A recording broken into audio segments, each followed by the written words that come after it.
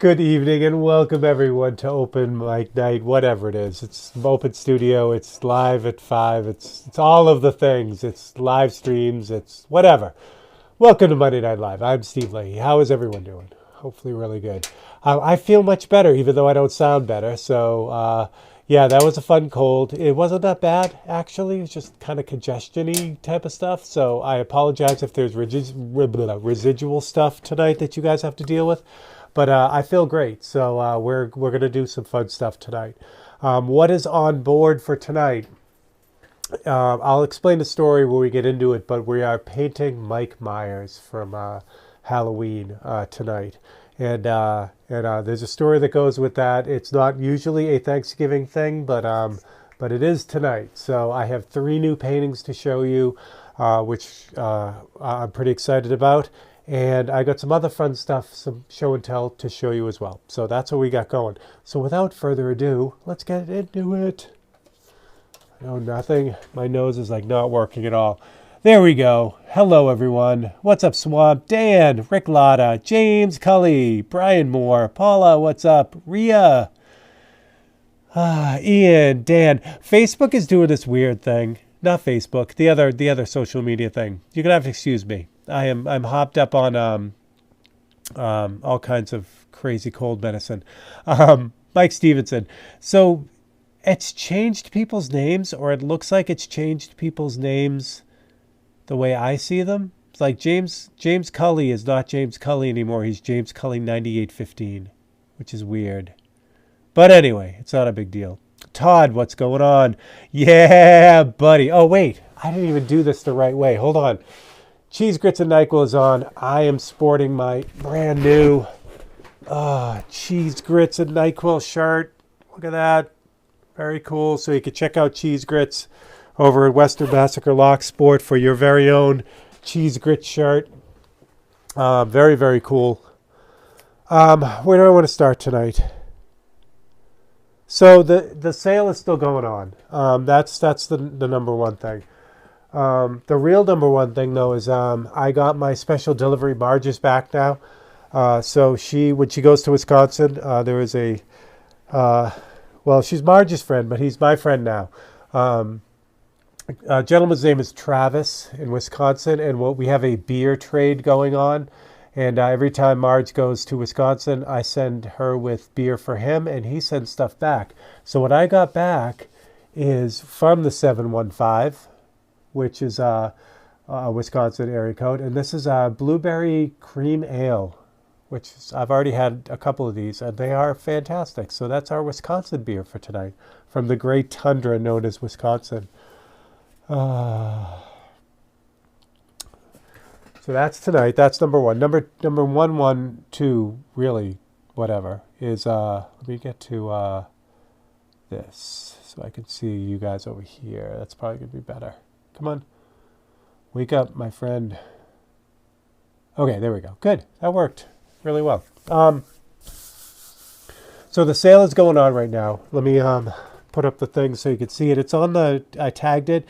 And thank you. Last week I tagged that it's a 4% savings on all 543s. It is not a 4% savings. It is actually a 40% savings. And all you do is type in live 25, which is that. At the end of your order of 543s, it'll give you 40% off everything on there, which is good. So one of the other things that I didn't do originally, but I changed my mind on it, was I brought back commissions, 543 commissions, but 543 commissions also fall under that 40% category. So I had a customer commissioned me to do a painting of his dad's car that he and his dad used to work on. This is an old Triumph. So he also elected to have it framed, which I'll show you in a second. There you go. Well, it's kind of a close-up view of it. I'll show you the back view of it too. But now this is 543C. When you do a full bow commission, you do pay the full price for them. Well, you get the discount now, but you do pay the full price on it. But I usually do a little bit more on it. Like if I could add color to it, it's a pretty safe bet that I'll do that. or I'll just put more detail in it like this one has. Just in general, I try to do a little bit more on these because you are paying full price. But this particular person elected to have it framed as well. So it comes framed, and the cool part about it is not only is it ready to just go on the wall with the dust jacket and everything, I re-sign it and put the title on the back too, so it's all very official. And this is how the Triumph came out. So if you're interested in a commission 543, now's the time to do that, because again, that code will work on that. Incidentally, the framing also is under the 543 category, so you'll save money on the framing too. You save 40% on the framing as well. So if you do want it framed, you can do that too. Now, there is the reason why we're doing Mike Myers tonight is because Steve is bad about taking 543s out of inventory when people win them. And Steve really needs to get better at that, because what happens is someone wins one, they choose it, and then I forget to take it out of inventory, and then someone else comes along and orders it. And that's a bad thing. That's a bad look for Steve. So what I've been doing is sometimes people will just pick another one, which is awesome. That basically gets me off the hook. I totally appreciate that. But also what I try to do too, like it happened with the dragonfly. The dragonfly painting, I actually forgot to, that was put up as a back order. You could actually back order, which was a mess. So 3 people ended up ordering that. So what I ended up doing is I ended up painting 3 different versions of it. So I'll do that too. So that happened just recently. Someone had ordered back in December, Mike Stevenson, I think it was Mike, suggested a kingfisher. And so I did the painting of this little bird, but then I forgot to take it down. Someone won it. I think it might have been Mike. And I forgot to take it off the site, and then someone ordered it a week ago. So what I did was I did another one for them. This sometimes happens. I try not to do this, but if I do a second 543, I'll do it a little bit differently. This one happens to be a friend of mine, the person who ordered it, so I went kind of crazy on it, but this is what I came out with for the Kingfisher. Now, this is a 543C, but I basically did a painting for her of this bird. So it's full color all the way across. But if you remember this one from the end of 23, this was one of my favorite little 543s. The other one was black and white, but this one's all full color. Now, you can't order a full color 543, even as a commission, because then it becomes a painting. But I figured I'd show you this one. And again, this is, if you look up Albright Photography on Instagram, Meredith is a dear friend of mine that goes all the way back to school, all the way back to college. Her and I were in illustration. We both were studying illustration together. She went on to do photography and also wildlife illustration, specifically bugs, entomology type of stuff. So when I saw that she had ordered the Kingfisher, I had to do a really good job on it. So that's my little Kingfisher. So there you go. And Ian's, I think that's Ian, right? Yeah, good, Ian. I'm glad your wife is doing better. There's Scott. Scott, I hope I didn't blow any secrets by showing that. I should have asked you for that. I apologize for that, Scott. That was dumb on my part, but hopefully I didn't ruin any surprises. All right, so let's get to the ones you can actually win tonight. I have 6 people on the list tonight, which is pretty great. Thank you to all the lock pickers that have come over. I think most of the people on the list tonight are lock pickers. Mike, I know I felt bad when I was doing it, but I had to. Meredith, she killed it. She placed an order for a bunch of stuff, and I felt super bad. So that's why I did that way. Plus, she, like I said, she's one of my oldest friends. So, yeah, Scott, and if that does help you, if it warrants you getting more airbrushes, I'm down for that. So there we go. Well, what am I going to call you? G Key.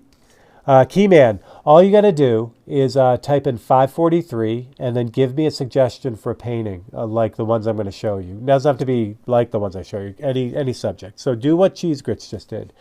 543.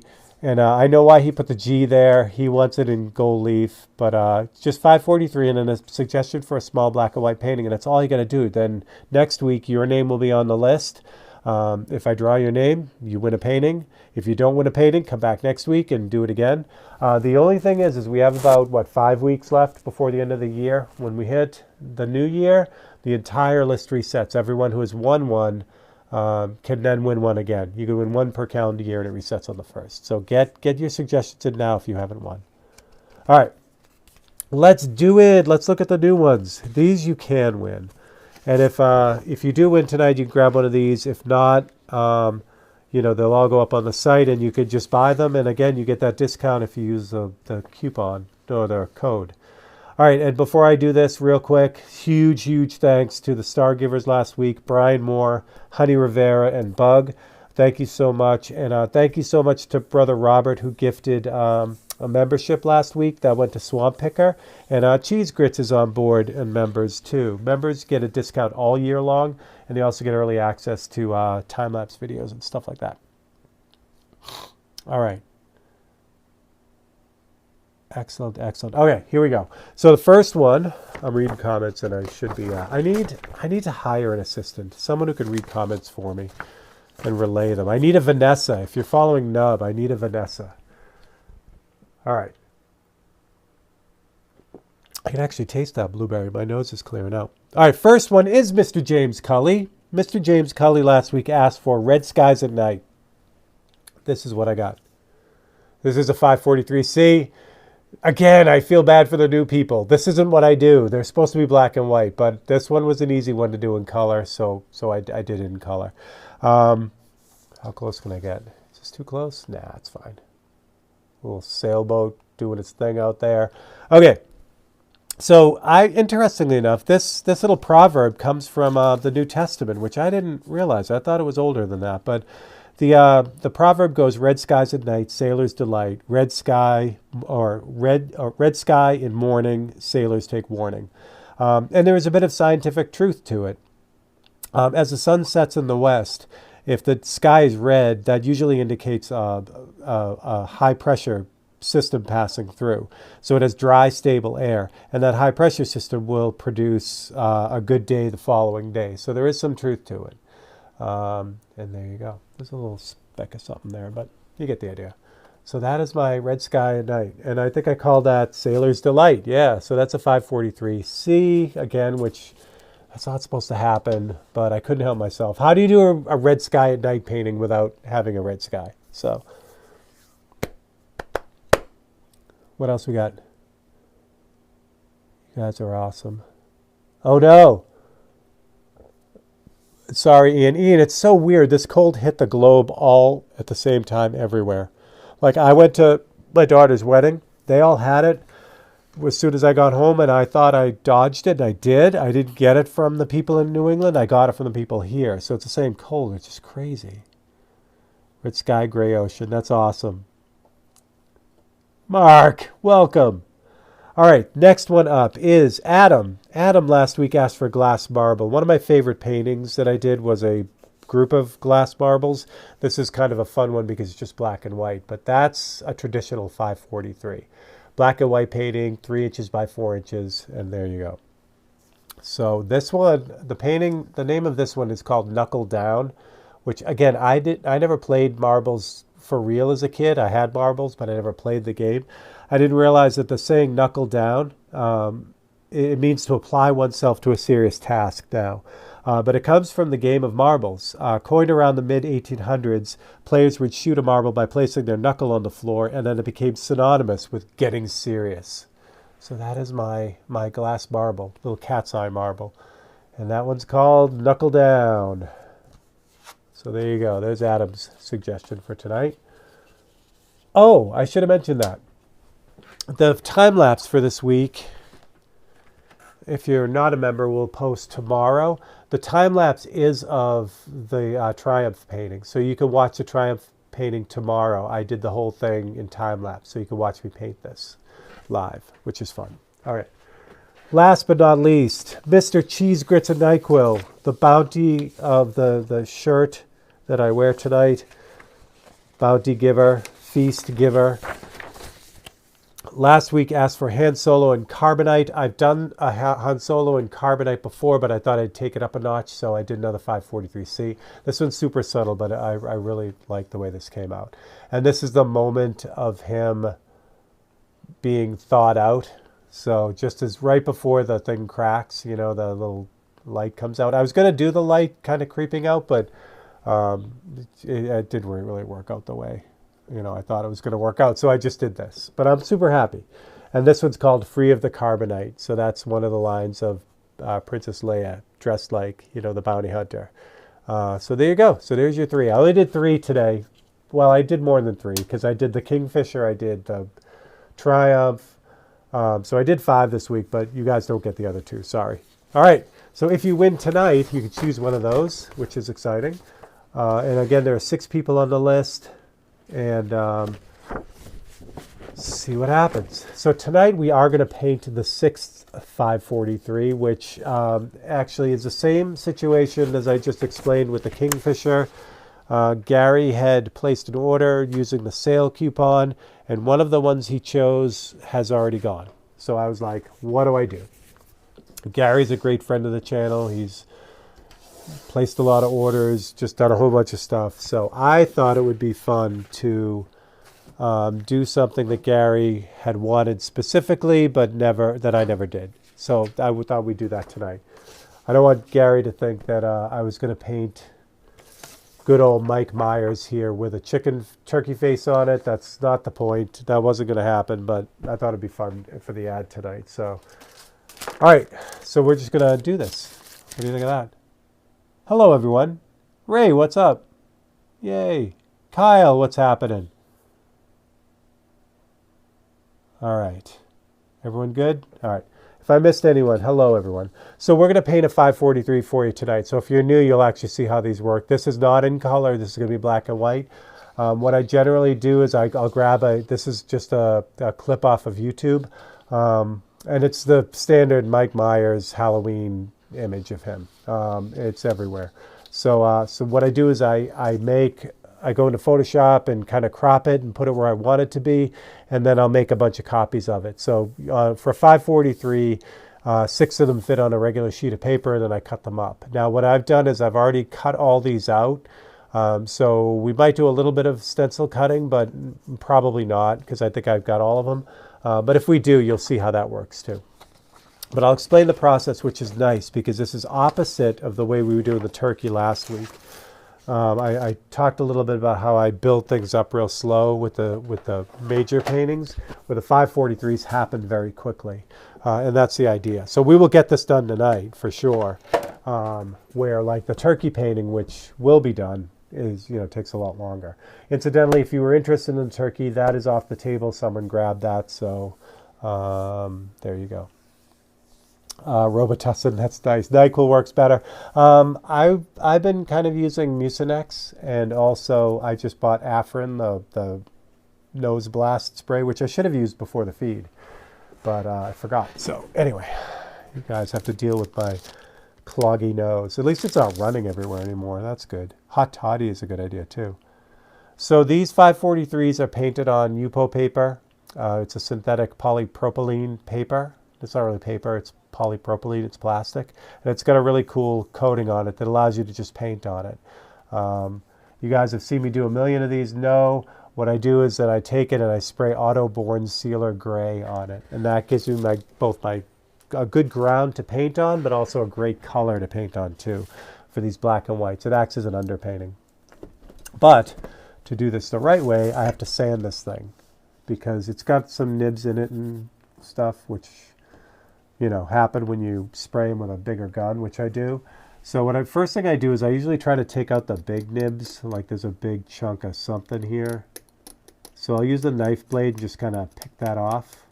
Hopefully it doesn't go all the way down to the base, but if it does, it's okay. Yeah, it did. That's okay. The painting is on that. Let me get you closer.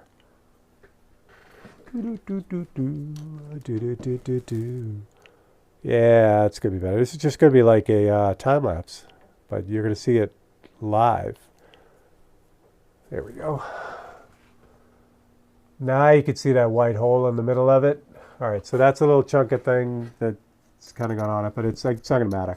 If that was going to be that little spot, if that was going to be like in the background where I wasn't going to cover it, I'd put a little bit of sealer on that and let it dry. But the face is going to be there and some other stuff, so I'm going to paint over it anyway, so it doesn't really matter. But if I, like I said, if I was, let me do this. I want to do this.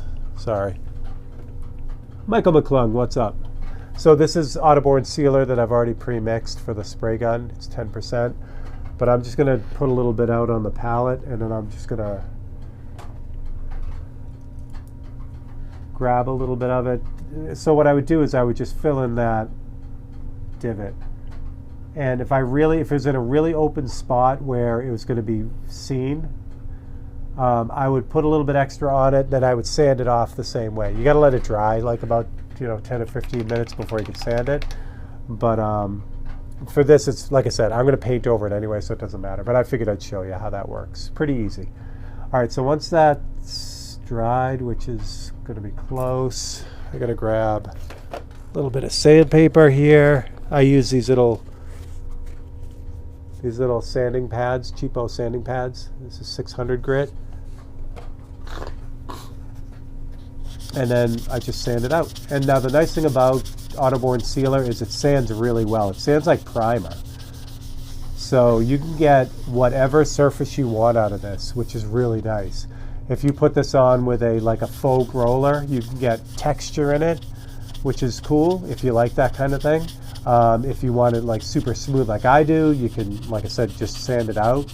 Or you can just spray it and leave it. I mean, if you like just kind of a semi-smooth finish, it really is pretty versatile. So it does a lot of cool stuff that way. So hit that with a 600, and then just to clean it up, I use a Scotch-Brite pad that's all worn down. It's probably like 2000 grit. It just takes off any of the other stuff that's on that, and that's it. It's ready to go. I saw that. Who did that? Gary Shees. There he is. Gary, this is your painting. All right. So the next thing I do is, I could just start painting on this, but I like to put tape on the edge to give it kind of a border. There's no real reason. There's no real reason to do it. I could just paint out to the edges. It wouldn't matter, but I've always done this, and it just became like kind of a habit. And I like the way that it looks overall. So I just grab a ruler.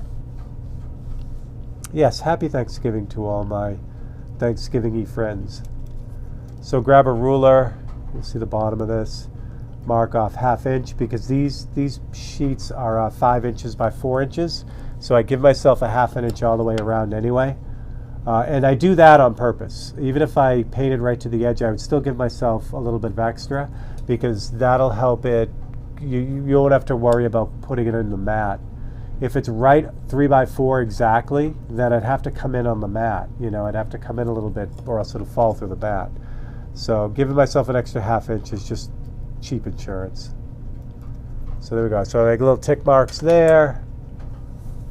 And then I grab tape. Today we're using 3M tape. This is their blue crepe tape. It's paper tape, which is really neat. It's a lot like the FBS stuff.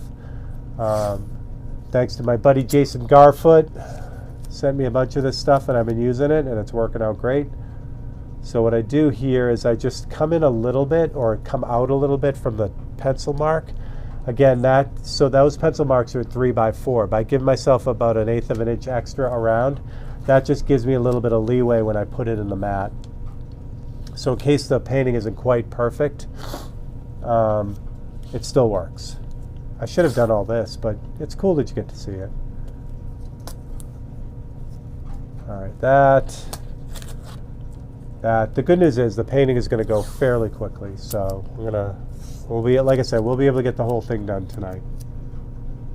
All right, again, come in a little bit below.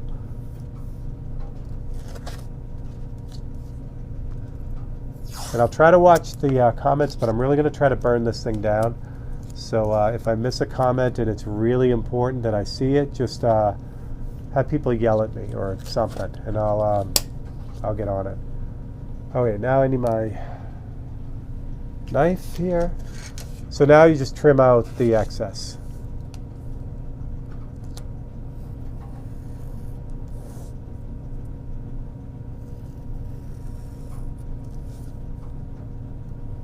This is good. I don't know that I've done a portrait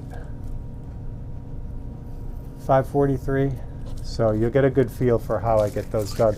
It's a little bit more painterly with the portraits than it is with like the cars. The cars can be really like cut and dry, where the portraits are not. All right, so that's good. So let's move that, get that out of here. Shouldn't need to cut anymore. So then I have this special cool holder for my 543s, and they just have photo corners on them, so this fits right in here, and then it's got a big old magnet on the back, so it sticks to the board, so that you guys can watch and don't have to worry about it falling around. There you go. You guys doing it. Look at all those 543s. Hello, Brian Moore. Hello, Sean. I missed you. Hello, Dan. I know, isn't that weird? Maybe I did, but I couldn't find one. So, yeah, I know, it's weird. I thought I was gonna, I don't know, just weird. Also, if anyone, oh, I saw that. Honey, you're the best. Happy Thanksgiving. I do feel a lot better. I don't know who got our missing painting. It was the Silence of the Lambs painting. Actually, if I had checked the spreadsheet, I could probably tell you. But that was the one that was missing. I never took it off the website. All right, so let's do the background first. The background has these cool tree things going on. So what we need is good old Michael here, all cut out. So here it is right here. And what I've done is I've cut around the outside edge of him. So this is what we need to do the background. Now, having the gray already is a huge bonus. It acts as an underpainting, but it also does a lot of the painting for me. Like this background back here is pretty much gray. So I'm not gonna have to do much to it to kind of get it to where it needs to be, which is really kind of fun. So it's the other reason. If this was just a white sheet of polypropylene, I'd have to spray all that. But when I pull this, it's pretty much done already, which is nice. So we'll pull this out now. And now, when I've already pre-cut this, so now I just have the background showing. All right. I usually start with the white. It just makes it easier. Because then I don't get any blue shifting. If I do the black and then spray white on top of that, it'll turn this really weird bluish color, which we don't want. What I should do, I should move the comments over. Maybe I can see them a little bit better. Let's do that. Where's my thing go? There it is. Yeah, I could do this. Put this here. Move this here. He looks how I feel, Ian. I'm right there with him. Oh my gosh, and you. I think I've turned the corner though, but we'll see. Rusty Spoon, what's up? Oh, and I have to. Man, I gotta come up with a good idea for that lock. I should have grabbed that to show everyone, but I just did a video on it. So I'm gonna paint a lock body for Cheese Grits for a giveaway that he's doing, and I need to come up with a good idea for it. We have a couple ideas. We gotta start bouncing some stuff around. But yeah, it's going to be good. There's plenty of real estate on that. All right, whites first. So what I do is I usually grab one of the copies just as a sort of a reference, and I'll throw that off to the side. You guys won't see it because it's kind of up the top, but get the idea. So basically his head he's backlit. There's a light on the back of him which is making his hair really bright. So I want to keep that. So I don't want to go nuts with the white in the background. I just want to add a little bit of something.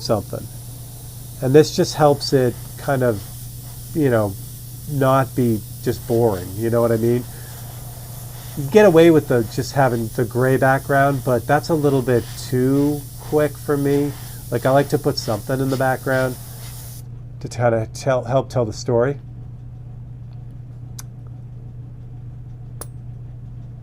like internals of a lock in that style. That's an interesting idea. Like to make it look see-through, but the thing is let me go. Well, I'll go grab it after. This lock body is beautiful. It is like Cheese says, it's a chunk of metal, and it's beautiful. I want to be able to show some of the metal, so I think I want to paint part of it so you can still see the background. But yeah, we got some work to do. Trying to like kind of figure that out, but it'll be good. It'll be good, whatever it is. And then that'll go back to Western Massacre, and then he's gonna do some cool stuff with it. Yeah, steampunk anglerfish. I love that idea too. Okay, so the trees, they're just branches in the background, so we're just gonna kind of wing them in, because what could go wrong? And they're fuzzy, they're in the background. I saw that, Scott Anderson. You're the best, man. What could go wrong? Hold my beer. So the nice thing about the airbrush is it does stuff like this really, really well. Like these blurry branches in the background. Like to do that, that I just did with a paintbrush would be brutal. Because a paintbrush, even if you thin out the paint, it's still going to have a hard edge to it. In 2 seconds, I have I have the effect that I need. You know, that kind of fuzzy in the background, foggy branch thing going on. So some things the airbrush just excels at, and that's certainly one of them. The other thing it really excels at is like tinting areas. Like if I want to make the bottom darker here, which I do, it does this really, really well, where I could just put this light coat and just fade it up to darken that up. And this is nice because his shoulder here has got this really bright white highlight on it, on the edge, because he's backlit, so this is going to set that off real well. Same thing over here. Now again, to do this kind of really light wash with a paintbrush, it's absolutely possible, but it took me 5 seconds to do, and it's flawless. You know what I mean? It's like the airbrush doesn't do everything well, but what it does well, it does really, really well. So again, you know, it's what I do. I try to use the strengths of the tool that I'm using. So that's the whole background. Done. Boom. Roasted. So the next thing I want to do is I want to start working on Mike here. What we talked about last week, generally what I do is I work back to front, and I'm doing that here too. You do the background first, so everything is going to sit on top of that, which is easier than, you know, doing Mike and then trying to mask him off and then doing the background. Whenever I do that, it always feels like the background pops forward. When I do it this way and it actually sits on top of the background, it just fits right. So I always try to do it that way. So same thing here. Now the next thing is this halo around him, the white, you know, outline. I want to do that next, or basically the white areas. So that's up next. Mr. Parsons, good morning. Paul Green, hello. That's awesome. It's getting to be summertime in Parsons land, which I'm jealous of. So that's cool. Love it. I got to get down for summertime Christmas. That's what I got to do at some point. All right, so the white here is, I cut this out in 2 parts because there's a lot going on here. No, I'm sorry, I didn't. I got the white all in one. I thought I had to cut 2. What I do with these, in case you're wondering, this is just the heaviest duty copy paper I can get. It's like 28 pound, I think.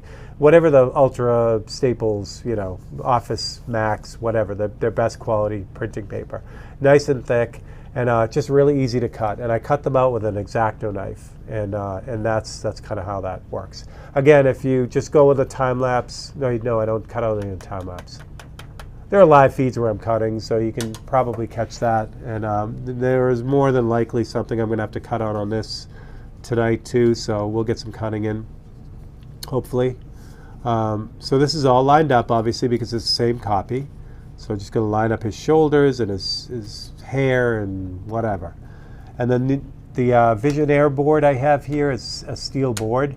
So these are neodymium magnets, so they'll just stick right to it, which is, God. I mean, I've been using a steel panel to paint on for a long time, but the Visionaire board is just a dream, and these neodymium magnets, I used to use regular magnets like this, regular ceramic magnets, and these pound for pound aren't as strong as the neodymium magnets, so you need a bigger magnet to do the job. So once I found these neodymium magnets, it just changed the entire game. So now, I mean, I don't have to use any adhesive. I can use magnets to hold everything down, which is just lovely. All right, so his hair is white. His hair is brilliant. It's glowing, right? It's because it's lit from behind. His face, I have the light parts cut out, but I'm going to treat them a little bit differently than the hair. So the hair, I'm just going to roll in and paint it white. If you guys have any questions, please let me know. Make the lock look like it's inside of a safe or the outside of an old 1800 safe. Filigree. Ah, that's a good idea too. Yeah, there's so many good ideas. So Cheese gave me a bunch of ideas that we're going to start with, and then we'll kind of narrow it down and come out with a good one. But at the break, I'll run over and grab it. I think I picked up the airbrush faster than knife skills. Yeah, Scott, the knife thing. Gosh, I've been cutting my own stencils pretty much since I started, and I had the advantage of using Frisket a lot when I was starting out, which is a clear Mylar that has adhesive on it. So that stuff is you apply it all on the surface and then you cut it out on the surface. So I developed a really light touch from that because I was constantly screwing up my paintings by cutting too deep. So by the time it came to cutting paper and this stuff, it was like I was already into it. So, but yeah, getting down cutting stencils is huge. You know, there are lots of ways you can get around it now with plotters and stuff, but it's just so nice to be able to cut whatever you want, you know? London Pen, Mr. Anderson. I haven't done that in a while. All right, so the edge of his shoulder there, I can paint in, and then the other thing is the other side here, his hair on the other side. Now I want to kind of avoid his face for a second because we're gonna take a little bit more time with that because, well, I'll show you. We'll get there. So let me get his hair in first.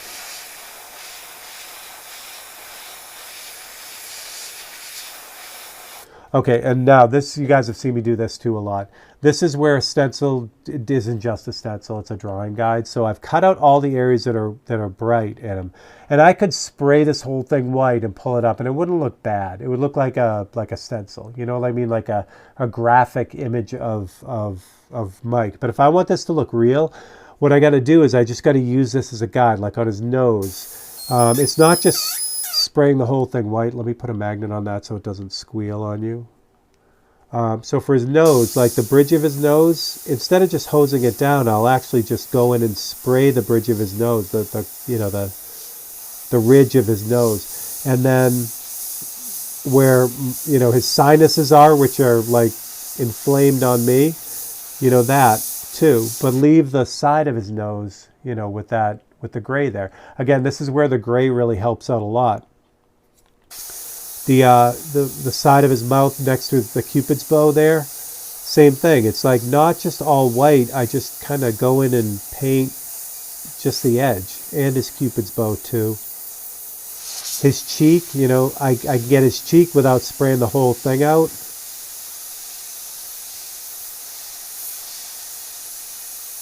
Going down the side of his face, and even his chin too. Now his chin isn't as bright as everything else, so I don't hit it as hard. Now his forehead here is a different deal. Put some magnets on that so it doesn't squeal either. His forehead has, his upper brow, and also he's got this really obviously weird texture on the mask. So I could I can use this thing as a drawing guide. So once I get most of it in, that's really all I need. What I can do now is pull this off and I can finish the job. So there are areas of this that'll go beyond the template, like on his forehead especially. So I pull all these magnets off like this, and then I pull this off. But even out of the gate, that gives me all my highlights on the side of his head. Keyman, is the paint in the cup on top of the airbrush tool? Yeah, sorry about that. I should mention that. So this is a gravity feed airbrush, which means the cup is directly on the top of the airbrush. And what you do is you just drop the paint or ink in the cup, And do I have one that's empty? Yes, I do. Down at the bottom of that cup is an opening. And if you just barely see in there, there's a little needle in there. And that needle goes through the whole brush and it comes out the front. So the paint feed goes right in through here. And I like this style of brush. There are gravity feeds. I mean, there are bottom feeds and side feeds and everything. I prefer that style. It just works out pretty well. Yeah, exactly. I do. I don't use a whole ton of paint. In fact, yeah. I should probably use more paint. Is that volume up? Yeah. Okay. All right. So again, I've taken the stencil off, so I still get the white in the brush, but now I can start kind of messing around with some of the other things that, like the edges that weren't quite, there, like the side of his nose here. And under his eye. And then again, where his forehead was, there are these things like textures that trail off into the darker areas. So I can kind of nail those now too. Like that. There's no backlighting on him, which is good. So I'm feeling pretty good about that. Okay. Big paint guns before checking how it functions. Yeah, so it's almost the same as a paint gun, except you set the controls for how you set the paint flow in a paint gun is in the back of a gun. So you have the paint flow and the fan adjustment. With an airbrush, you just have back and forth. So it does the same thing. As you draw the needle back or the pin back in a spray gun, it's the same kind of deal. But you don't have that fan adjustment. Even on the airbrushy fan cappy types like this, like the Grex, even though it has a fan cap, it still has a trigger on it. So you don't have a rear control like you do with a spray gun. But essentially, yeah, if you understand how a spray gun works, it won't take you long to figure out, the airbrush side of it. All right, so that's all the white. Now there is some more white details we got to put in this, but for the most part, that's it. How are we doing on time? 6:42. What I might do, if you guys are okay with it, well, we'll see how it goes. I was going to say, we'll delay the giveaway so I can do as much as I can on this, but we might just do the giveaway and then finish it after too. All right. Like for instance, as far as where I was leaving off, so you got this nice white highlight on this side of the collar. It's down here too, but I'll paint that in by hand after. So, all right, so next is the darkest darks, and this is where it's different than the turkey painting. Last week, like I was talking about, how I usually approach these things. So if I was doing a portrait and it was taking more time, like I was taking more time on it, I would start with like a lighter gray and then just kind of start building it up slowly. But the 543s, I try to nail them and get them done fast. So the next thing to happen is anything that's really, really dark is the next thing to go in. Usually really dark stuff and really light stuff is the last thing I put into a painting. But in the 543s, they like I said, they need to get done fast. So I approach them a little bit differently.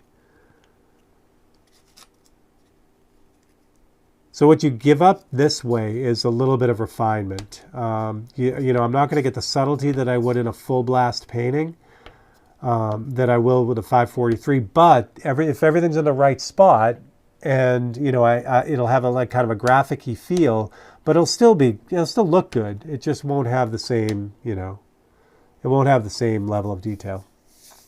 Thanks, Brian. Yeah, composition. I didn't talk about that. I pushed him off the side because that's what you do. So he's got this, I'll show you in the copy here. So you got this negative space here that bounces off him, but you also have the negative space here, but it isn't as much. So by pushing him over here a little bit, it gives it much more interest, and I could have these like cool trees trailing in the background. So yeah, it just makes for a better painting than to just nail them right in the middle. It becomes, a little bit more interesting. All right, so this is the darkest dark. So I have what in here? What do I have for black? Oh, I have a really light black in here, really reduced, which I don't want to use. So I'm going to switch this out for a little bit less reduced black. This is Opaque Black by Createx. It is reduced for this brush. It's 5-to-1. So it's 5 parts reducer to 1 part paint. But again, I'm using these through really tiny airbrushes. So that reduction, while it seems like it's really over reduced, and it is, it's really not for this brush. All right. Yeah, thanks, Gary.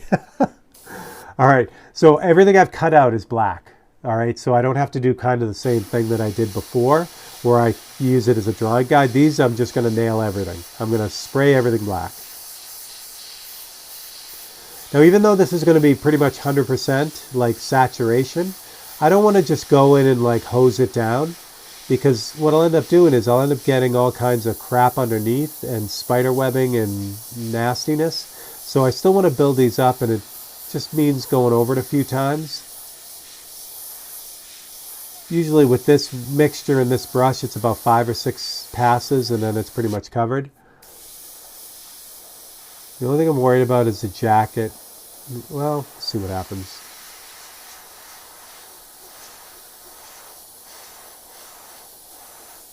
What could go wrong? Hold my beer, and I will show you.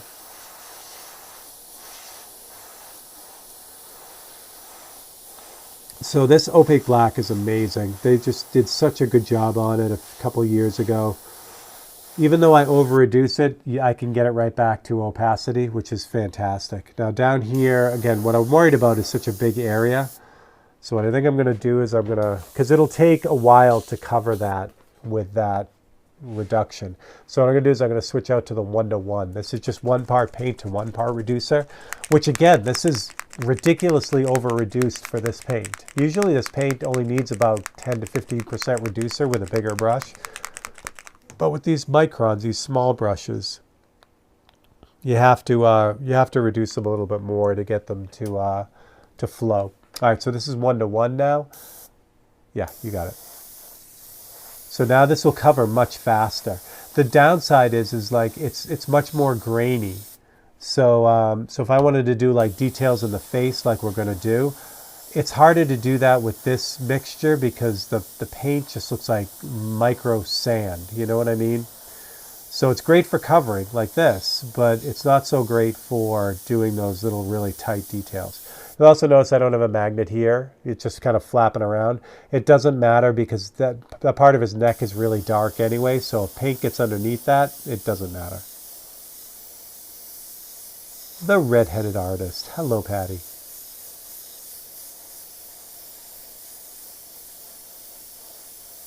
All right. So there we go. So that, see how quick that covered? That's super easy.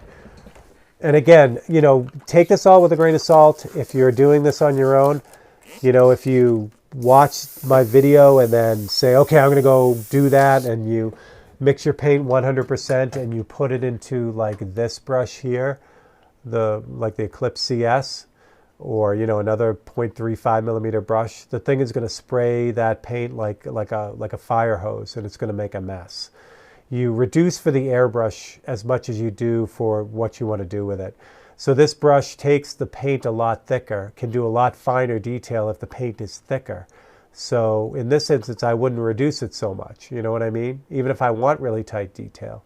So a lot of it is matching the reduction to your brush, not necessarily to what you're trying to do. All right, Brother Robert, Turkey Day, it's coming up, it's coming up. All right, so now when I pull this, I've got all the darkest areas in now too. All right, the last thing I want to get in before I start getting in with the details is the grayed areas. So you notice his whole side of his face is gray. There's, you know, other details like under his lower lip, the neck we were talking about, his eyebrows, stuff like that. So I want to get a lot of that mapped out quick. So I did exactly that. I cut out this template here, which has a lot of the, the gray areas essentially. So now this one I want to treat a little bit more like the white stencil, where I'm not just going to hose this thing down. I could, again, it's going to give me a real graphic image, not graphic like Halloween, gross graphic, but graphic like, you know, non-detailed type of graphic. And that's not really what I want. So I'm going to use this more like a drawing guide. You notice the other half of his hair is now open, the whole side of his head, the details around his eyes, things like that. All right, so I want to make sure I got magnets in the right spot, which means anywhere where there's white, I don't want, like in his hair, I don't want this paint sneaking underneath.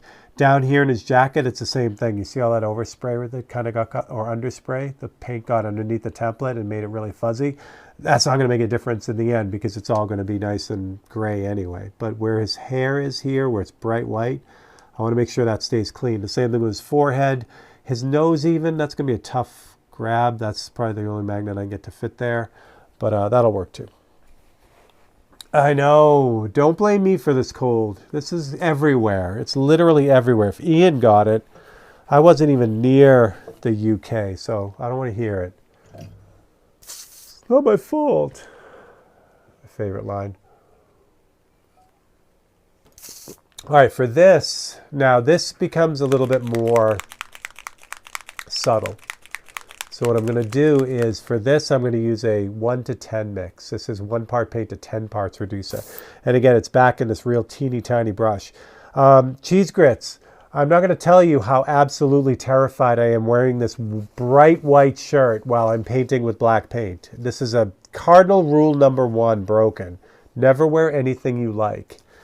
But I wanted to wear it tonight. Yes, Chris, actually that's true. Gary, when you get this, you want to leave this packaged up for about a week so all the viruses die in it. And actually, it's probably not that bad. I promise I won't sneeze on it. All right. So again, I've got the area kind of open, but I'm using the reference photo now to kind of start working some of these details. What shirt? Oh, ha! I'll show it again.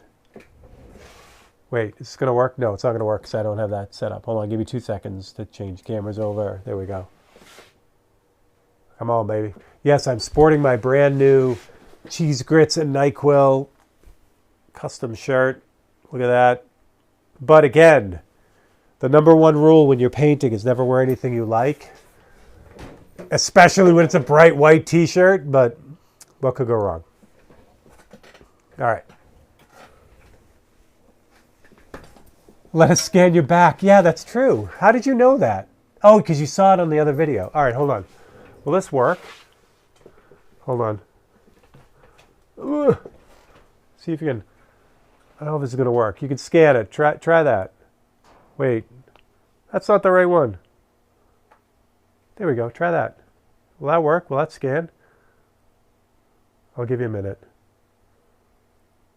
Let me know if that actually works. That's pretty funny. All right, that's all I can do because I can't. There we go. I was hovering over the bench backwards. It'd be funny if that works. All right, let's get to it. Oh boy. All right. What am I doing? All right, so I'm going to start with his. I'm going to start with his eye.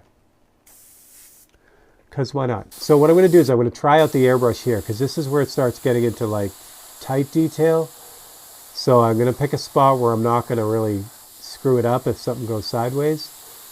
Am I going to do 20 to 1 for this? Hold on. It works. Oh my gosh, that's awesome. That's so funny. Thanks, Bob, for being heads up on that. Well, there you go. You guys close enough for this? My face. You know what? I'll get you even closer because this is fun.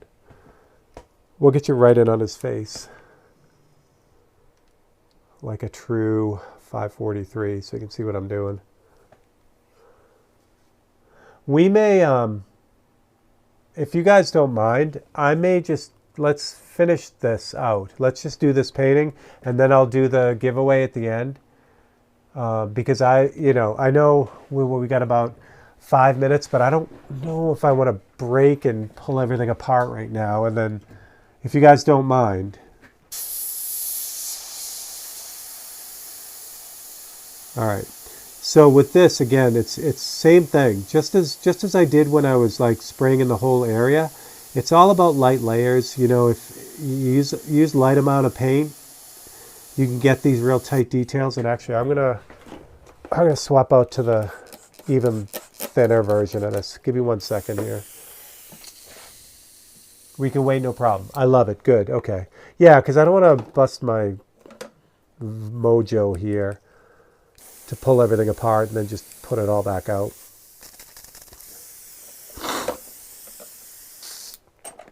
The beauty is whoever wins, even if you're not here, like if you make a suggestion this week and next week you can't be here, you still win. You just got to keep an eye on my social media when I make the announcement the next day, and then just give me a, contact me, and then we send out your painting. So, all right, so I'm going to switch out to the 20-to-1. So it's 1 part paint to 20 parts reducer. This is really, really thin, but this will allow me to get like really, really tight details. All right, 4 minutes to show time. Yeah, honey, I'm gonna wait on the giveaway until the end. So I'm gonna finish the painting and then do the giveaway. So you rock as usual. But this way, I won't just be ignoring you. All right. So what I usually do, same thing with a 543. Again, I'll start by doing like the darker details, which again is not normally the way that I paint. So I'll get these darker details in.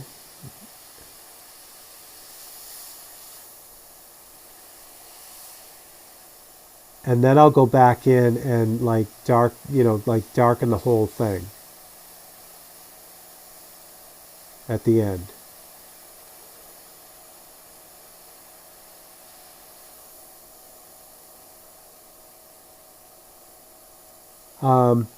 So if you're not feeling, your airbrush skills are at the level that you want them to be, as far as, really super tight details, you could do all of this with a paintbrush.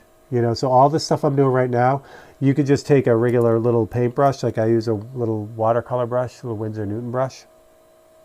Oh, thanks. And I'll grab a little bit of black paint here. Same black paint. I just reduce it with a little bit of reducer. So say you get in here, you can put all these little tiny details in with a paintbrush. So I'll do the bottom of his eye here with a paintbrush to show you. The trick is to use both, again, you're banking on the strength of the tool that you're using. So, if your brush, the way it's set up, it doesn't want to do real tight details, and you have more control with a paintbrush, use a paintbrush. And then I'll show you what happens after, once I get the details around his eyes done here. So once I get the details in, same Patty, new name. Yeah, I don't know what's going on with the new YouTube names. But yeah. All right, so now that I've got all the details in around his eye, is that good to you guys? Oh, it's too bright. Whatever. Now I can go back in with the airbrush and just lightly shade all around that stuff. So I've done all the hard work with the details, and now I can just kind of lightly go over the whole thing. I don't have to worry about, doing these real tight details now, because they should all be in. Like if I did the paintbrush stuff, they'll all be in there already. So then I could just kind of go over them all with the airbrush and soften them up, add a little bit of dark in there, and, roll those like where it rolls into his eye socket there. And then use the advantage of the airbrush being real like soft, the way that it puts stuff on. And again, what it boils down to is the strength of the tool. I keep saying it because that's really what it is. You wouldn't build a house with just one tool. You'd use different tools for different jobs. So the same thing happens with the airbrush and the paintbrush. You want to use the paintbrush where it's strong and use the airbrush where it's strong. And you do all that, and you're off to the races. Now, the goal is really, to push the limits of both. Like, you want to be able to do the softest wash with a paintbrush, the thing I said was really, really hard with a paintbrush. You want to be able to do that with a paintbrush by practicing with it. And the same thing with the airbrush. You want to be able to do the super tight details with the airbrush, because what that allows you to do is then overlap the two. You know, you use the strength of one, but it overlaps the other one, and then you can't tell what you used to do what. It just came out the way it should. Yeah, YouTube went and changed all the people's, a bunch of people's names, which is really weird. I don't know why. But, yeah. All right. So, let me, well, his hair is his hair. So I'll just kind of go over that all together. Just to kind of get that in. What else? His neck, same thing. His neck is pretty much his neck. So I'll do that really lightly. Because what I want to do is ultimately I want to get this template off of here. Because the template is going to always give me that, hard edge. And I want to get away from that as fast as possible. So just kind of float in wherever the template's going to help. Like on the edge of his neck here, the back of his neck is really dark. It's got a hard edge on it. So I'm going to use a template for that. Same thing with his ear. The back of his ear is really, sharp. So I'm going to use that. Just kind of float that in. But I want to avoid his cheek and everything for now, because we're going to do that without the template on here. Feel pretty good about that. Anything else I got to worry about? Yeah, this, I just want to know where his the stuff around his other eye is. So we're going to do that real quick. All right, that should be good.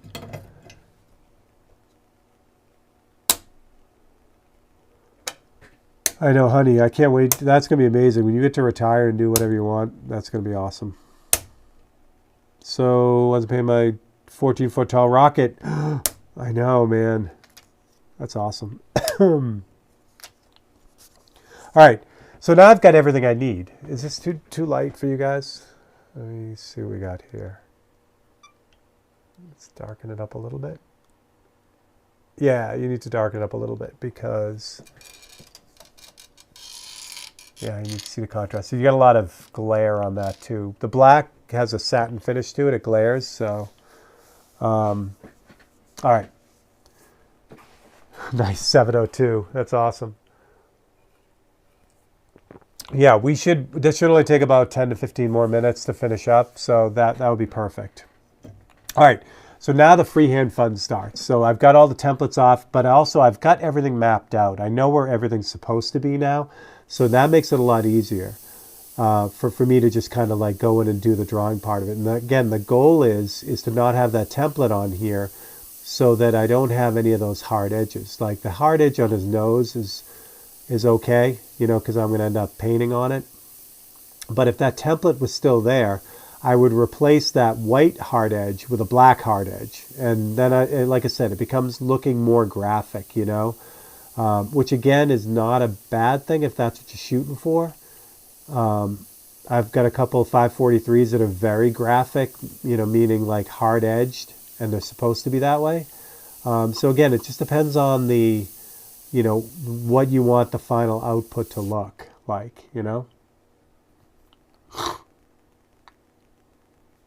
Retiring and doing what you want is a curse. I'm here learning to paint pennies. Yeah, painting pennies. I got to finish George's bell painting. I got to get that done.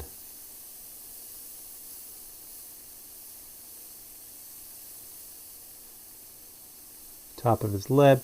So again, now it's just a matter of filling in the blanks, like just kind of running around this thing and figuring out where different things are. But it's nice again because I have all the big areas kind of mapped out. It's easier to find out where to kind of put all these tight details. They just kind of fall into place where they should. Now this part of it, the whole mapping out part, this is something I do on all paintings. Like you can watch on Wednesday night when I do the Tokyo painting. I kind of do it the same way. I'll put in these general shapes for these buildings on the the painting, and then I'll just refine them once I know where they all are. So it's something that I do a lot, especially on portraits, because it's nice because you want to have those soft transitions between different parts of the face. It's not always cut and dry, really hard edged or whatever. So so by having those landmarks to kind of work from makes it a lot easier. Now, there's a lot of ways to do this. You could do a line drawing underneath, and you'd have all the information. I've just gotten really used to using these copies because I can work in larger shapes. I'm not the thing with doing a line drawing for me. I was getting in the trap of having it be like a coloring book. I would deal with the areas that are drawn in like areas that needed to be then painted in. Now, if you've done a lot of it, you can avoid that. But I felt it was something that I kind of always leaned on. So I used to draw everything out. I used to like have this amazing, like crazy detailed line drawing, and then I would work from that. But this way allows me to put in shapes instead of lines, which changed the way I paint.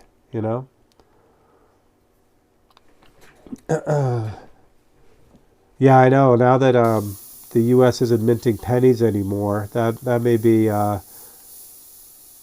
was thinking that'd be a fun thing to mess around with, doing all these different historical events on pennies. But fortunately, there are still plenty of pennies around. I don't think the value of all of them have gone up. They're at least 4 cents, right? That's what it costs to make them.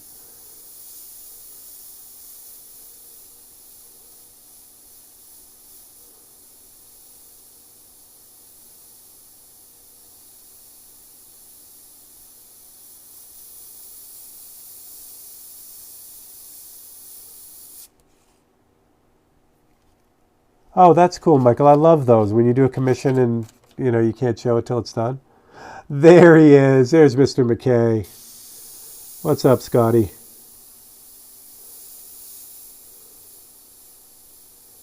Scott's got some brand new gear. Be fun to see what he can do with that. Scott's always like 3 generations ahead of me in tech, so it's nice. I use him as a guinea pig. I wait to see what works for him, and then I just steal it. Living the dream of an AV nerd. Do you have an AV closet, Scott? That's the best.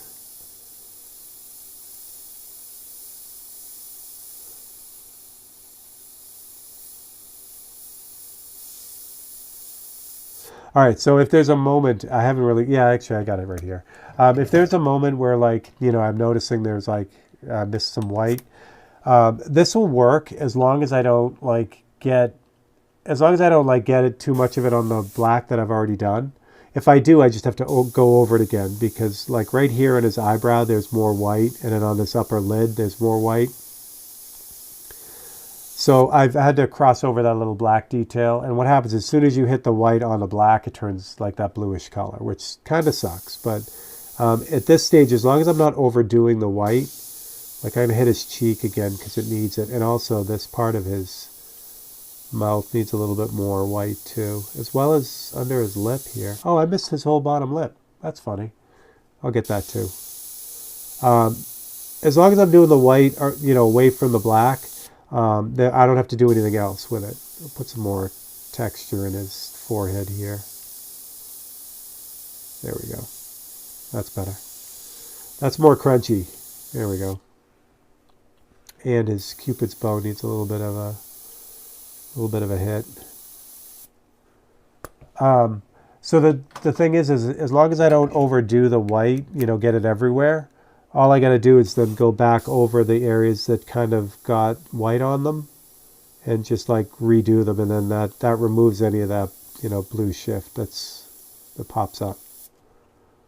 I need to add more cameras in the setup so you guys have so many cameras to work. Yeah, so that was the thing. Originally, the idea was to have, like I have a switcher that has the ability to run 4 cameras, and then I have a little switcher separate that will run the palette cam instead of my regular camera. Now Scott's new switcher can run.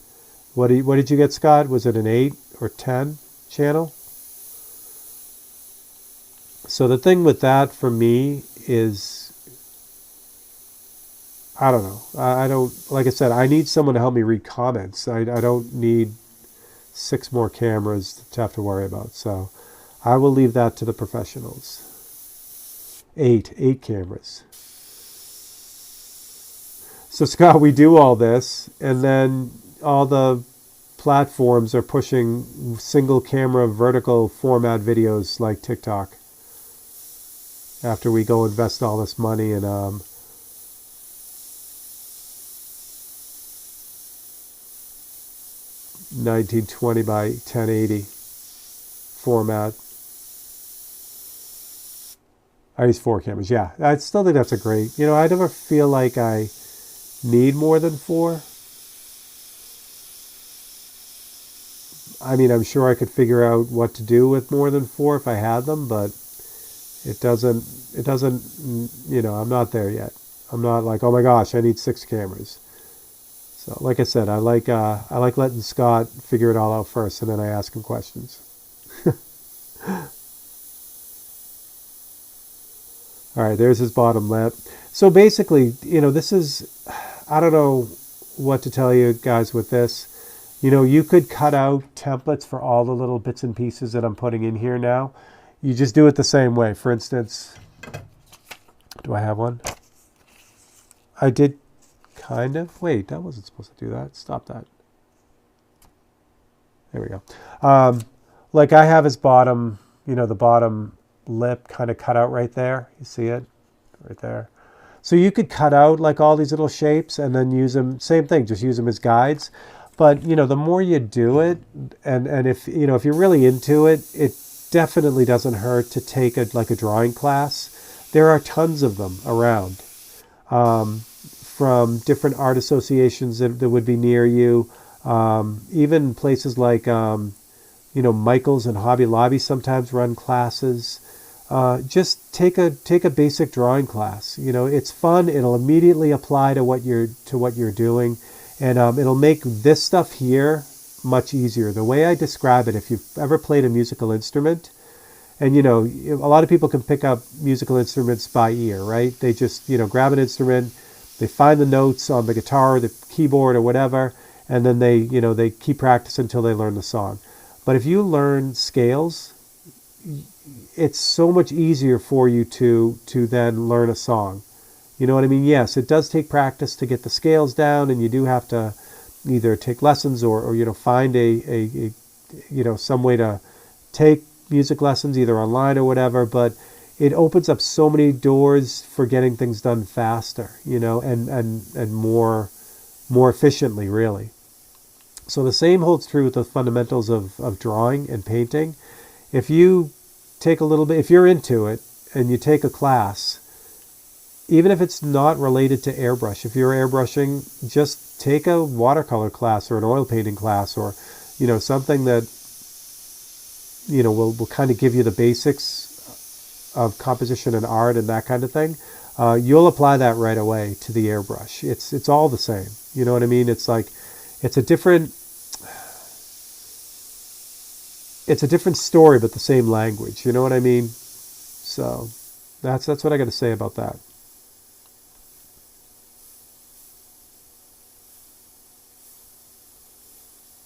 What's interesting is, though, if you do take like a watercolor class or an oil painting class and you really get into it, it's going to affect if you're still airbrushing, it's going to affect your airbrushing in a unique way. Like watercolorists deal with an airbrush differently than oil painters do.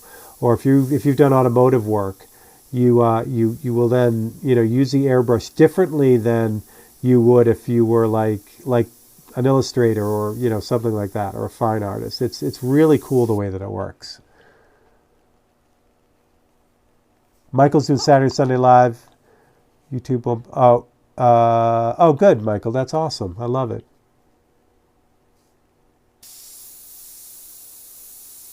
Michael, that toy, the truck is coming out cool. And I haven't seen Bobby on. Bobby has been working on a Mustang painting, and he had a moment where he was like struggling with whether he should go on with it or redo it. And that's such a common thing to have happen. In fact, where's Red Sky at Night? Where is it? I know I have it in here. So this painting here, Red Sky Night, the sunset one, right? This doesn't happen often to me, but it did happen this time. Hold on, where is it? I know I threw it in here. Yeah, here it is. That's what could go wrong. So you guys can see that. So what happened was, this is based in Autoborn Sealer Yellow. I'll peel the corner off so you can see it. So Autoborn Sealer Yellow. So I sprayed the whole thing with yellow first. And then I sprayed the red, and I sprayed some orange on this too. But the airbrush spit. And I'm like, oh, okay, no problem. So I stupidly took a regular paper towel and just kind of like laid it on top, hoping I could just pull up the spits. And it did work, but it deposited all kinds of lint everywhere. You can see all that. So I'm like, oh, yeah, no problem. I'll let it dry and then I'll sand it and then respray it. What a freaking disaster this was. So it got to the point where I'm like, nope, I'm just going to redo it. So yeah, so what could go wrong moments happen all the time. It's just a matter of, just kind of rolling with it, and I talk about this on a Tech Tuesday, when to dump and when to, work through it. And for me, it's always a timing thing. Like if I'm at the end of a painting and it gets screwed up, I'll fight through it. But if it's, if it's early on, there's a good argument to just say, screw this and start over, Is it take longer to fix it, or is it going to be a quicker thing to just, scrap it and start over? That was definitely a start over, especially with 543s. They happen so quickly. If it looks like it's going to be a fight, yeah. It happened, I can't remember who suggested it now. Someone suggested Falling Water, the Frank Lloyd Wright house in Pennsylvania. I started that painting and it was so involved. As I started it and got it going, I'm like, there's no way I can get this done in 2 hours. It's going to take like 6 hours. So I stopped. I just scrapped it. Thanks, Scott. Yeah, I got to get back to doing more of those. They were time intensive, and I will definitely do more of them. But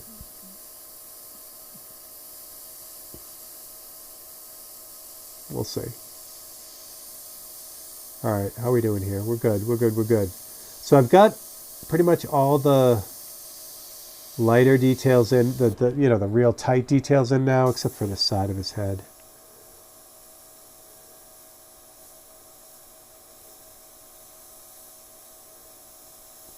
Vinnie Paul, that's awesome. So, I love Pantera. So I did a painting back in 2010-ish. It was a big painting, like not only physically big, it was like 20 by 24, but it was also a involved painting. It was a bunch of empty Scotch bottles, which that painting took me a long time. I think I had over 100 hours in it. And but what I was doing was I was hiding things in it. So I hid Vinnie Paul in that painting. He's upside down in one of the reflections, which was a lot of fun.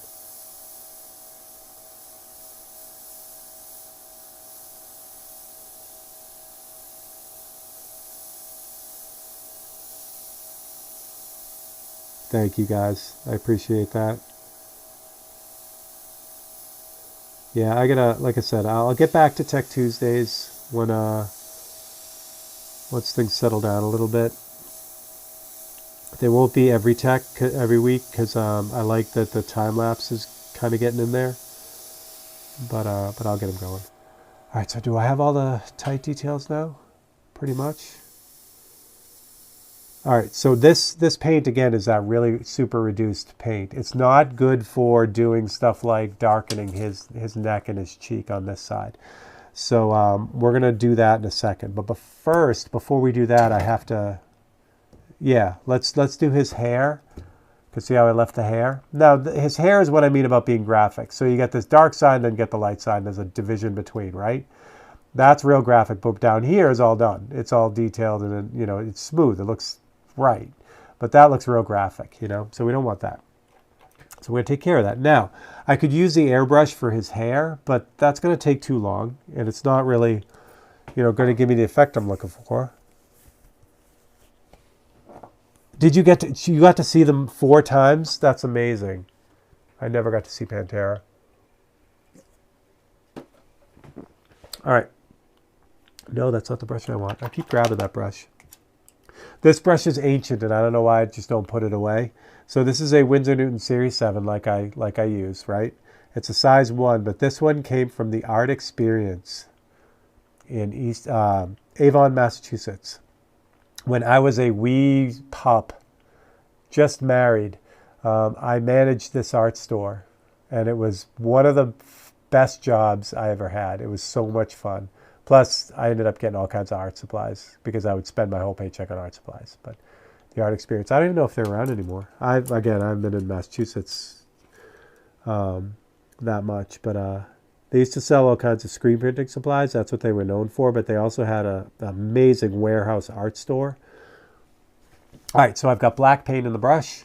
So now what I'm going to do is I'm just going to same thing. I'm putting in the details for his hair, but to do this real opaque like this would have taken forever with the airbrush, and it would have always been fuzzy. You know what I mean? Until I really got it to opacity, and that's not what I want. I want to see the texture in his hair real quick,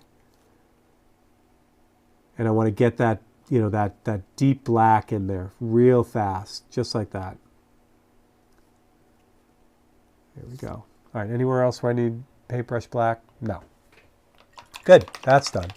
Same thing with his hair along the edge. So he's lit from behind, but there's all kinds of other wispy hair bits that are kind of all around the edge. So we're going to put those in now. Again, the airbrush wouldn't do this well. It would do this very transparently, and it would look very fuzzy.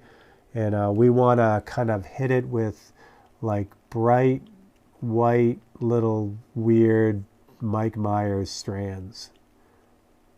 So that's what this is going to do for us.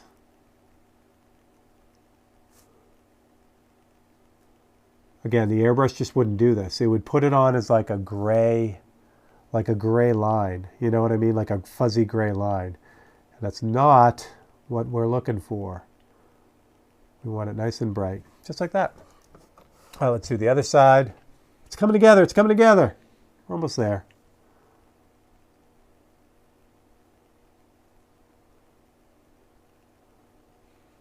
All right, Patty, have a great night. Thanks for jumping in. You're awesome. Mr. Anderson from The Matrix. I have a Neo painting on the website right now. When he's doing that, bend backwards, avoid the bullets. That's the painting. And if you want to look it up, you could look up, I don't know if I had hashtags on that one because it's an older painting, but the name of that one is Beginning to Believe. So that was Lawrence Fishburne's line when he was doing all the Neo stuff. There we go. Mr. Anderson. All right, so there we go. So there's the white. That's good. That's good. Oh, since I have the brush and I've got the white, you know how I said that there were those extra little bits, that were white? Like that. That came out nice. That's just because the templates were lined up correctly, but I want that white. I want that bright. So I'm going to add a little bit of white to it too. Give you a little bit of something on that. That's good. That little hole right there is too bright. So instead of trying to erase it or whatever, we're just going to kind of go over it with a little bit of white to tone it down. Get it a little less in your face. All right, I'm happy with that. But now, the only thing I got to do is his hair is still really graphic. Again, it's really hard edged right there.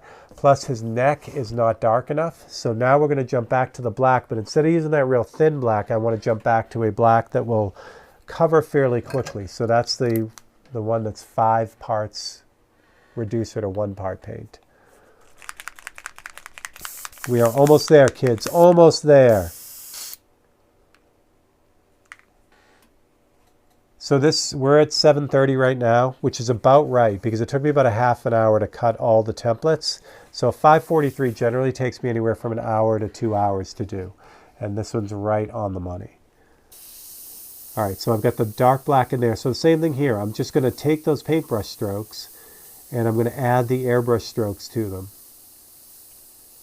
And what this does is it blends the two together and it just makes it look more natural and makes it look like what it really looks like in the photograph or the video shot, the clip from the video. Now, the nice thing about this too is if you screw this up, you just redo it. You just like kind of put the gray sealer back on it, cover it up, and then redo it. There's not much that can go wrong. I shouldn't say that. There's a lot that could go wrong. There's not much you can't fix, is more what I wanted to say. All right, so there we go. So that gives you the more natural hair, and his neck here is super dark down in here. This all just fades down into here. Again, if I could do this with the other black, the transparent black, the 20:1, but it would just take a long time. It would take like 20 or 30 passes to get it down to like opacity, where this really just kind of does it really quickly. And again, I'm not asking it to do anything super detailed. I'm just using it to cover. You could get some pretty good detail with this mix, but it tends to not want to do it. It'll start to clog a little bit and then it'll spit out, which is not good. So this just kind of gets it done a little bit faster. Anywhere else need this? Yeah, the side of his face needs to be darker too, where his ear is and stuff.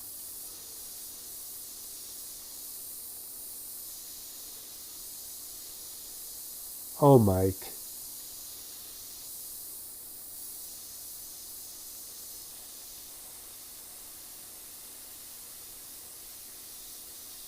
So at this point now what I do, you can't see it, sorry about that. I'm leaning back and just kind of looking at the reference photo. Yeah, see that edge right there? The top edge of his hair has the same thing going on that the division had on the other side. It's just too sharp. So what I'm going to do is I'm going to just throw in a few little random weird hairs here. Again, this is opaque black. It's the same color in the paintbrush, so when it dries, it's exactly the same. Dry that off with the airbrush a little bit. Yeah, it's much better. And same deal. Just kind of go in with the airbrush and just kind of pull those out and soften them and add the little shadows that's underneath those little stray hairs. And it's ready to go.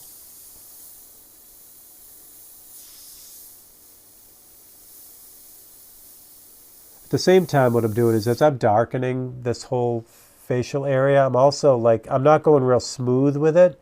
I'm being kind of random with it, and that's what's giving me all this cool, weird Mike Myers texture in his mask here.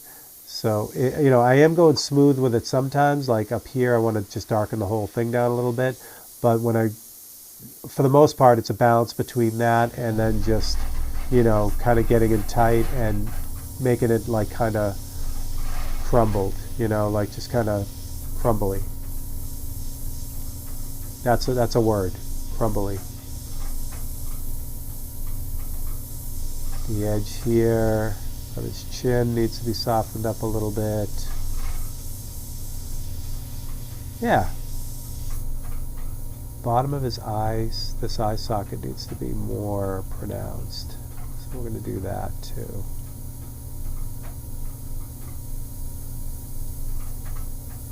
So again, like I was saying, this isn't great for detail, but you can get in there with it. You just don't want to, I don't want to do any real soft transitions with this. It runs the risk of having it blow out and be a mess. So I definitely don't want that. And this eye too, I don't think when I originally put it in, I don't think I was dark enough with it. So we'll use this to really darken it up. There we go.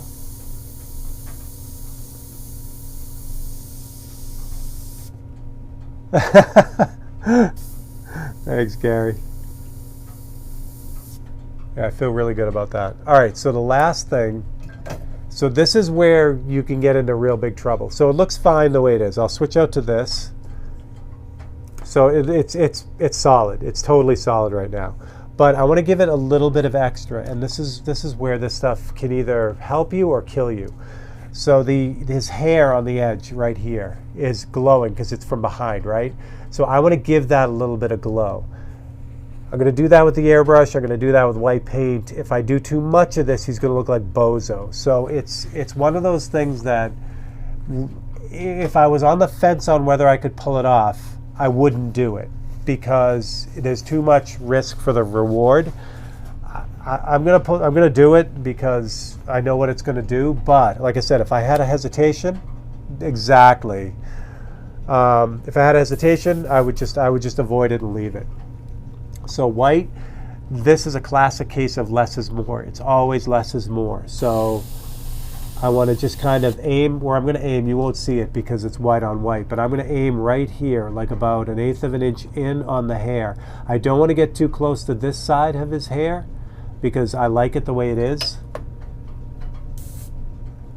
So I want to be about 1/8 of an inch, and I want to go really super light with this and just kind of like hit a couple areas, like especially near the edge, and that's it. I'm done. Now, I don't know if you can pick it up. So you get that side, but you also get that side. Can you see the difference? Hopefully you can. You can definitely see it live in person. So same thing with the other side. I want to just like randomly, like kind of lightly hit some of the areas that are kind of popped out, and that's it. That's done. Done, done, done. Here's what I'm talking about. Like, I'm like, oh my gosh, that was fun. I love doing that. I'm going to do that on his shoulder too, like here. As soon as you start doing that, that's when the whole thing goes sideways and everything blows up. So don't do that. All right, I'm going to put you guys here for this, but I'm going to move this camera, the big camera, back so you get just a straight on full shot. We'll sign this and we will send this on its way. And then what I'll do is we'll do the giveaway as soon as I sign this thing, and we'll be ready to rock. All right. So here's what it looks like for real. We got to sign this in white because everything is dark down there. So we're going to do that. So I got my little dip pen here. Turn this sideways. For this, it's the same thing. I use Createx white to do this. This is just, it's reduced, but it's not really reduced. It's like got a little bit of reducer in it, so it stands up in here like ink. So I put a little bit of paint on the dip pen here. Charge that up, and then we sign away.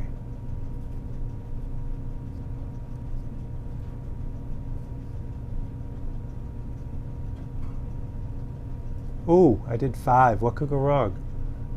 Here we go. I did 2003. Ha! All right, so this is something else I do a lot of times.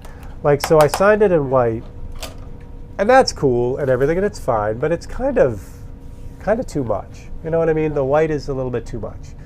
So the way I get around that is I still have black in the brush. So what I'll do is I'll just dry that off because it's still really, really wet.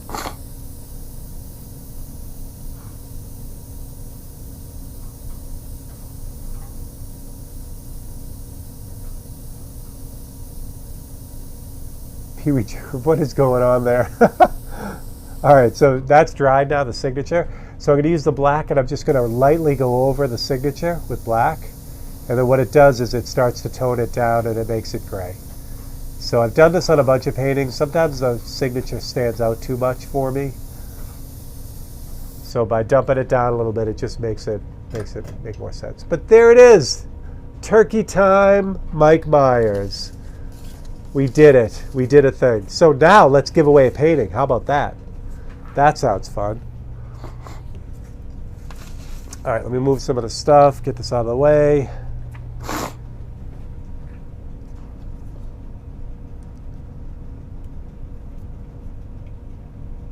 It's the mistakes that make the value. Yeah, no kidding.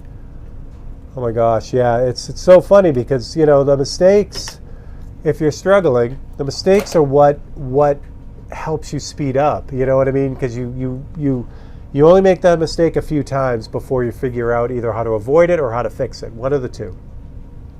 Wait, stop that. Stop that. Why it's doing that? Anyway, I don't know, whatever. All right, let me, what I'll do is I'll pull the tape off too so you can see it as well, real quick. Now, when you get them, they're in a mat, so you don't usually see all this, but you could, I mean, you want to take them apart, you can. But I always like the border. Like I said, this is an illustration thing that goes way back for me. I've always done this when you're working on illustration board or watercolor paper. You put a border on it because it gives it a nice, you know, nice kind of edge. But the mats fit right on there. So there you go. So there's Gary's missing painting. Hooray, we did a thing. Let's put that aside so it doesn't get ruined. This has got to now get cleared. So I use UVLS satin on that. It'll take usually two coats of satin, and then it'll be ready to go. Go on the mat, and then it's ready to rock. All right, let's give away a painting. We have 6 people on the list. Wait, what? I gotta, hold on.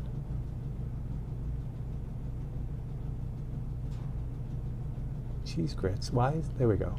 Okay. Yeah. All right, here's what we got.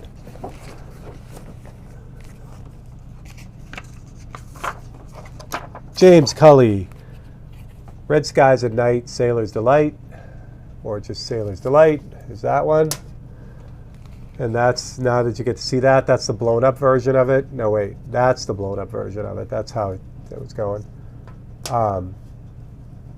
I can save this too. I could just spray over it, but anyway. Next is Adam has the glass marble, which is knuckle down. So that's knuckle down. Little glass marble painting. Like that one a lot. Good job, Adam.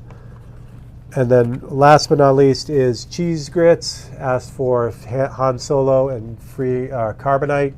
So that's how that one came out. So this one, I did it the same way I just did Mike Myers, except this one has color instead. So, but the same basic technique. So that's free of the carbonite, and I will not say that like Princess Leia did in the movie. All right, so there you go. So there's your 3. You cannot have the Triumph, which is this one. You can't have this one. And you can't have the Kingfisher.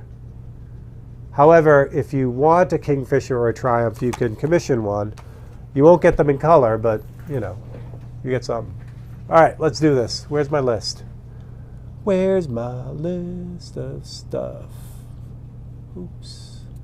This one, and this one, and this one, and this one. All right, let me show you the list so we're all on the up and up.